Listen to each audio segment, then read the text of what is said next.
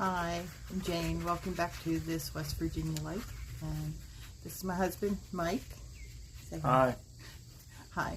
And we're going to talk to you a little bit about Appalachian terms or West Virginia hillbilly terms today. So I wrote some down. These are some of the ones that we say, some of the ones that he says, and people in our area say. They're pretty common. Some of them are kind of southern things. Some might just be our area. So we'll see if you heard any of them yourself. But yeah, or a little background. I was raised primarily in West Virginia. Both my parents lived their whole lives mainly in West Virginia. There was a time when I was 5 years old, we moved away from West Virginia to Florida and then Virginia for a while, and then we moved back here when I was in the 5th grade, and I've been here ever since. And you've been here your whole life, right? Yeah, on this farm right here. Yeah. And both my parents were from West Virginia. His parents were from West Virginia, so you know we're true West Virginians. So anyhow, here's some of the first phrases I want to go over. Over yon means over yonder. So, you know, that kind of no explanation there. It just means like over there. Yeah, yeah. Yeah, over there. Okay, well, here's one that I've heard a lot. People say to me, my friends say to me, you ain't right. You ain't right means you crazy, girl. You're crazy. So, yeah, that's a big one. You ain't right. A lot of people use that. Okay. Another one, you weren't raised in a barn. My dad always told us that growing up. Like, if we did something he didn't think was... Leave the refrigerator door open. Oh, yeah. Leave a light on. Yeah. Yeah, you don't leave doors open. You know, we were raised in the energy crisis. You turn lights on before you left the room, or lights off before you left the room. And he would say, you weren't raised in a barn, Missy. Which was short for Miss Priss, which is a whole nother... It's kind of a southern phrase, and I grew up, my name was Miss Priss most of the time. So anyhow, another one would be directly, like, I'll be there directly, which means in a little bit, pretty soon, you know, right away, right? Yeah, somewhat. Yeah, that's pretty directly, huh? Also, when we go to the grocery store, we don't use a shopping cart. We call it a buggy.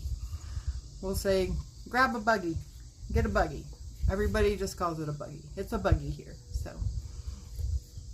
Right? You call it a buggy, right? We just say buggy. I call it a money taker. Take the card in, you come out with nothing. Well, that's what it is, but we call it a buggy. Yeah. A buggy. Okay. Deader than a doornail. That's a pretty good one. Deader than a doornail. You can't get any deader than that. If you're deader than a door, that's pretty dead. It's dead. That means you don't want to do your job. Really? Or do anything. Oh. You're just slow, you don't want to do nothing. Oh, that's how you use it? Mm-hmm. I use it as like dead. Dead. Deceased. Croaked. I'm still alive.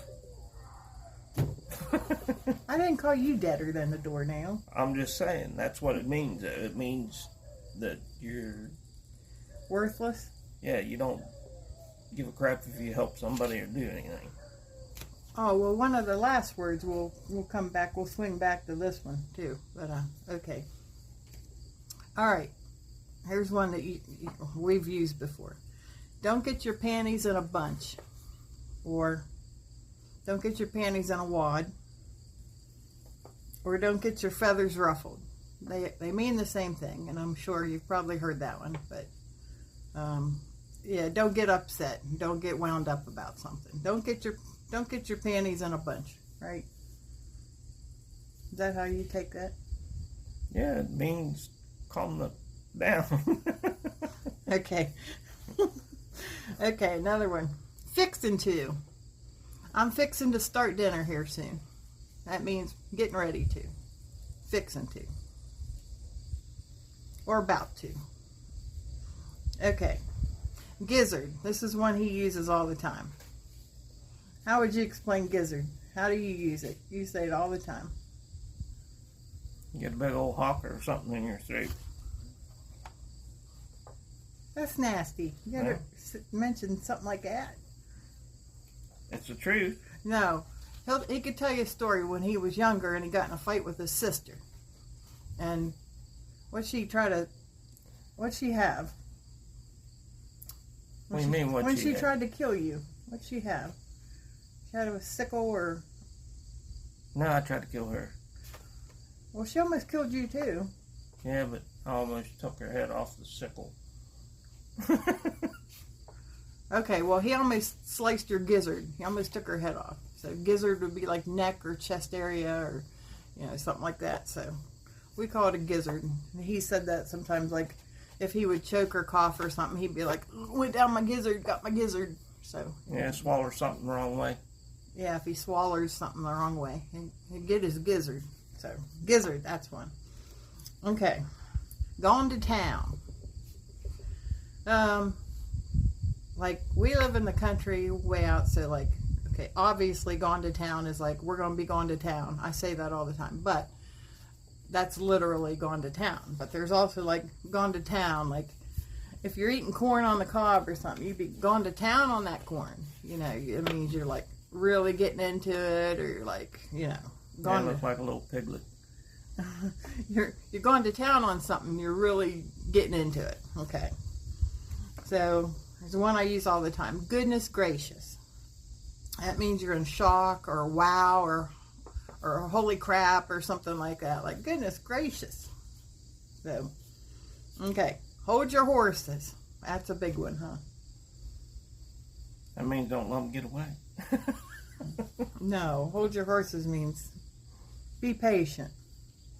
Yeah. You don't know what patience is. You don't know what patience is. No, I'm patient. You're not patient. Okay. Here's one. I reckon.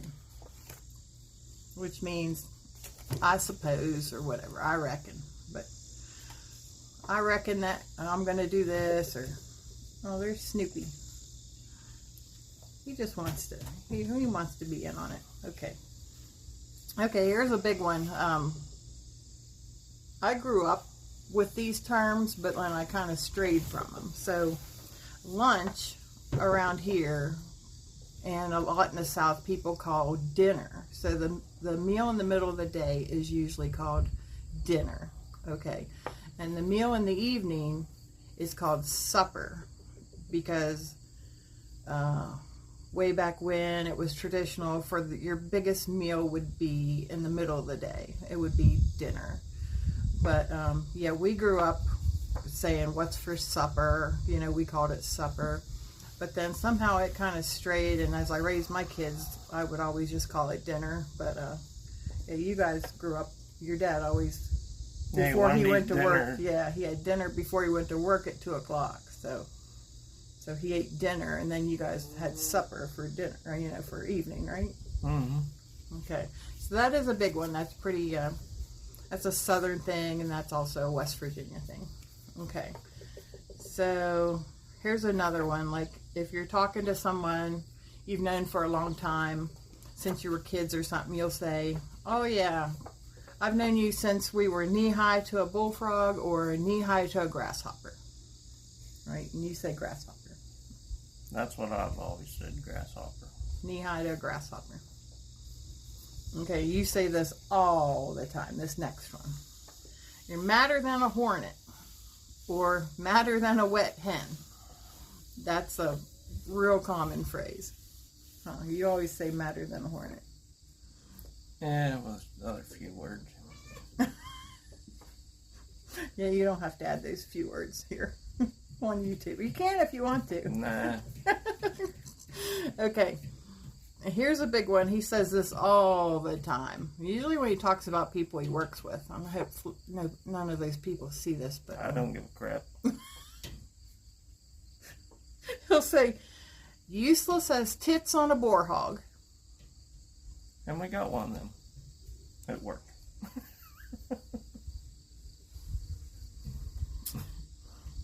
Anyhow, that doesn't really need much explanation, because tits are pretty useless on a boar hog. enough said. Okay, another one is finer than frog hair. Well, because frogs don't really have hair, but if they did, it would... It'd be real fine. Yeah, probably fine enough you can't see it. So we say that's finer than frog hair. We use that a good bit, don't we? Not so much anymore. And then when you say all the time, I didn't even write it down, but you always say, oh, you couldn't whip yourself out of a wet paper bag. We don't have paper bags anymore. We got plastic. Yeah, but you've said that like for 30 years since I've been with you. Because we'll joke around or something. I'll say, I'll kick your ass. And he'll say, you couldn't whip yourself out of a wet now, paper why would you have to bag. cuss? Ass isn't that bad. That's bad. Well, donkeys are asses. Well, you're not a donkey, so. You know what I'm saying.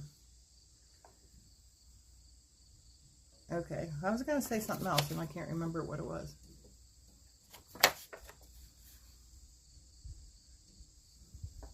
What else do you have to add to that? Not much of anything.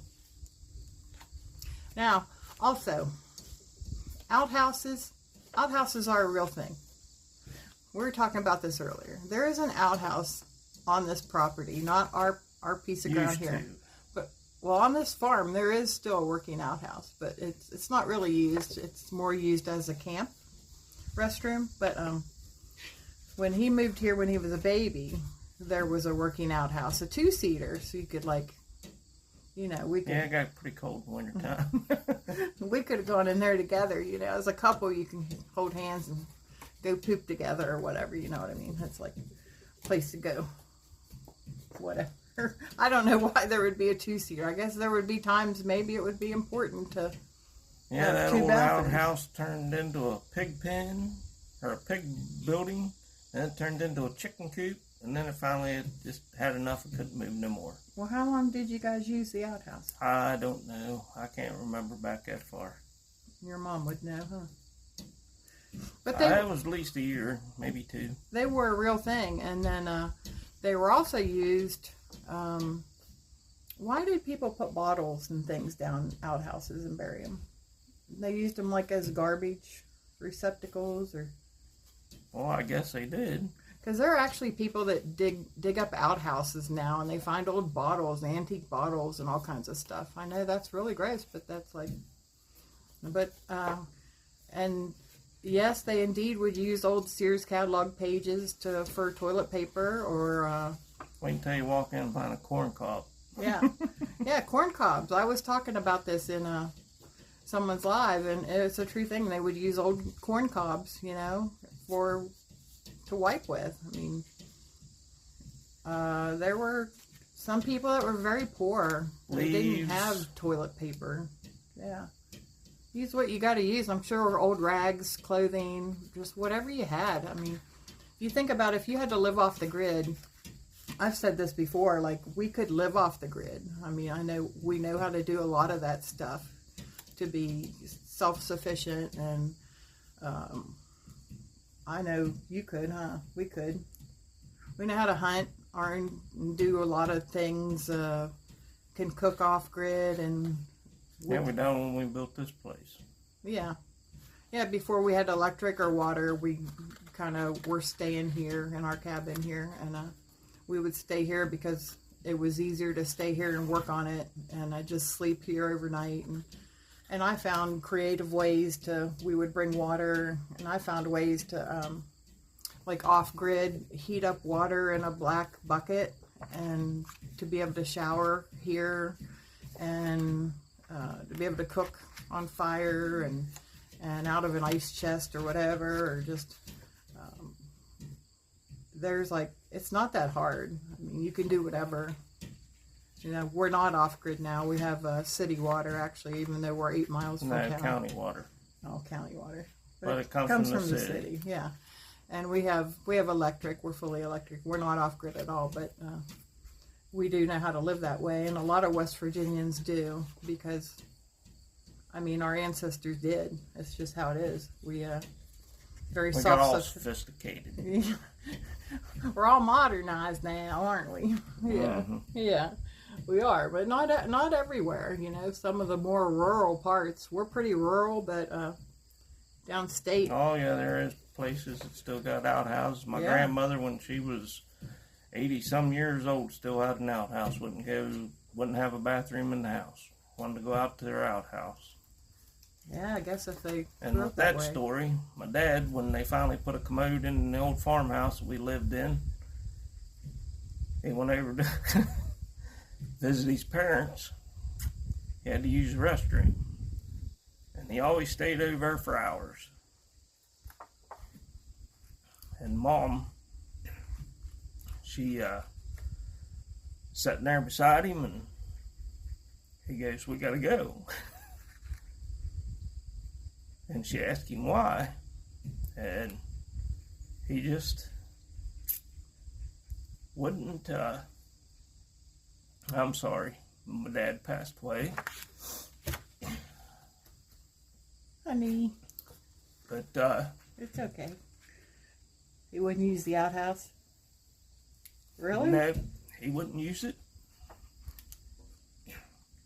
So he had to come home to use the restroom. He was kind of like that. He wouldn't go anywhere else. He had to go to his own bathroom, huh? Well, probably when he's at work, he had to go.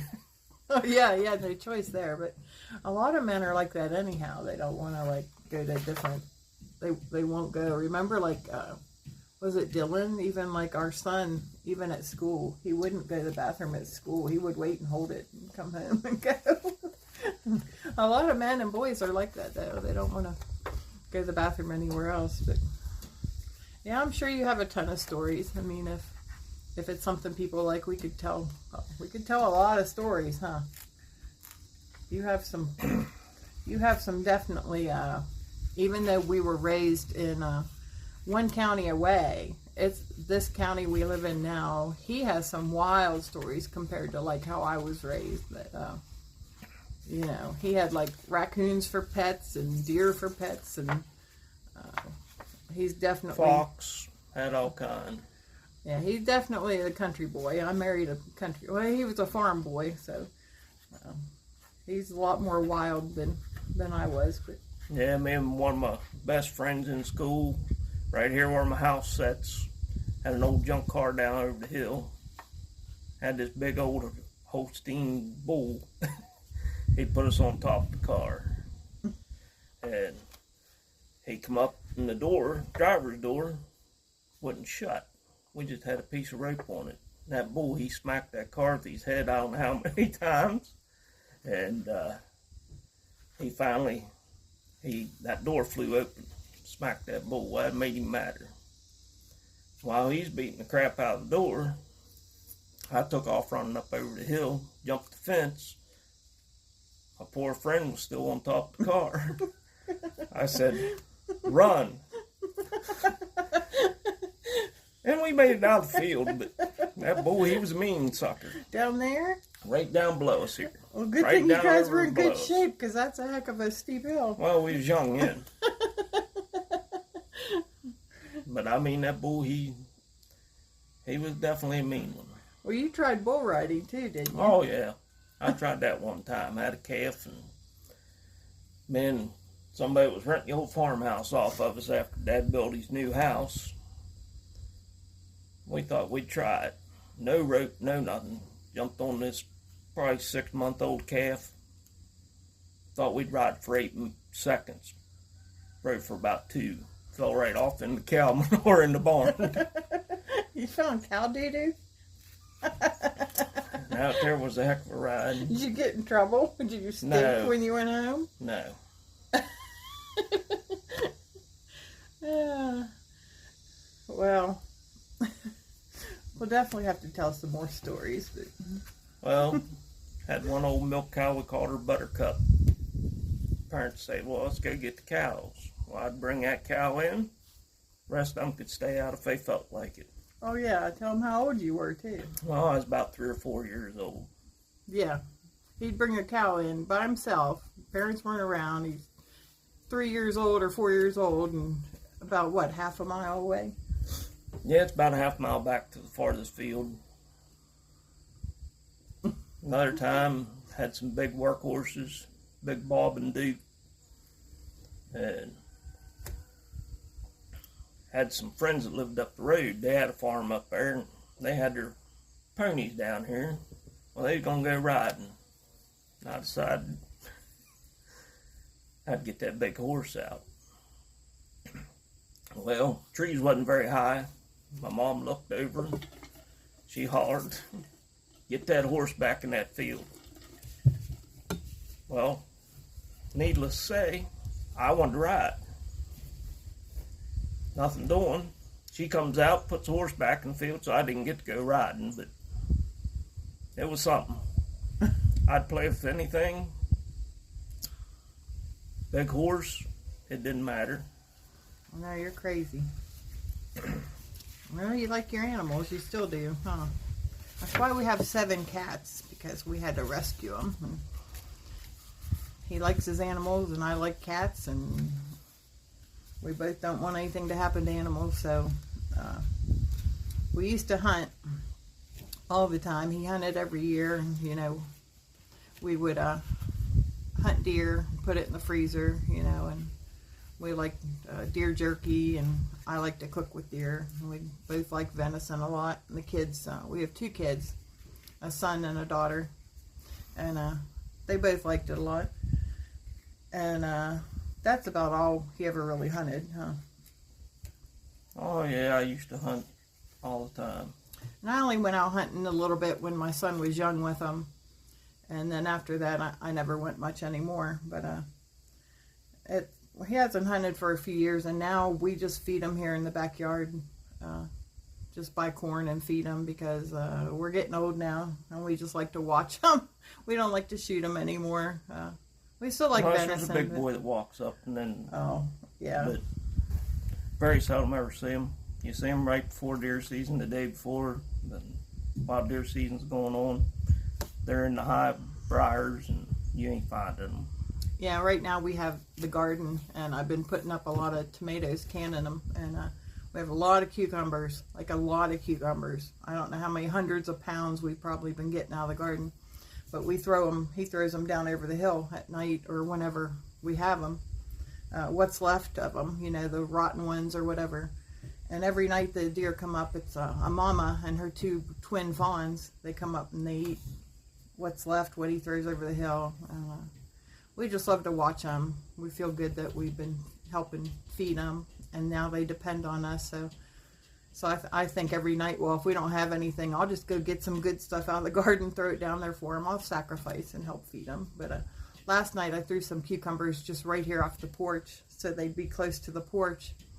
And I got up to use the bathroom about 1 in the morning, and we have a motion detecting light here. It's pretty bright spotlight. And when I was in the bathroom, it was pretty light out back, and I thought, oh, the light's on. So I came to the kitchen door and looked, and the mama and those 2 babies were eating those cucumbers I threw out. And I thought, oh, well, I'll have to look tonight, and maybe I can get them on film tonight. I have to throw some cucumbers out here tonight, and they'll be up here, because every night those lights seem to go on around 12 to 1. So they're kind of dependent on us now, but yeah. So anything else you want to say, or we'll just end this one? I got one more story. Okay. Used to have an old barn, about 3 stories, set on down the below us here. Parents was putting in hay, old bathtub, big old heavy iron bathtub was sitting out behind the barn. My mom, she always made sure that she knew where we was at, and she went looking for me. And they found me asleep in that bathtub. It was about probably 10, 11 o'clock at night. They found me there and took me to the house. Finally put me in bed, but I'd fall asleep anywhere when I was little. You still could fall asleep anywhere. You ain't supposed to tell them that just because I'm getting old. You could do it when you were young, too. Then we got in trouble one time, me and my sister. Across the road there was a swamp. All it was a spring, but it was so swampy in there. My parents, they was working on a fence or something or other. My mom, once again, where's the kids?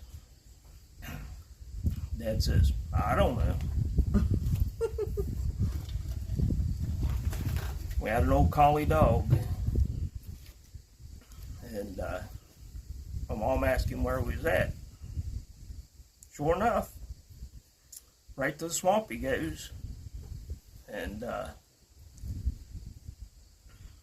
there's my sister. She's got a little twig.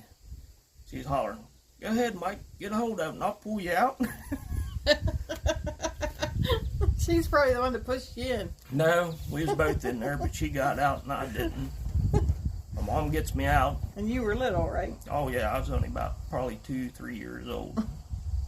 Mom gets me out and then she asks to go out in there and get my boots because they're stuck right down in the old mud.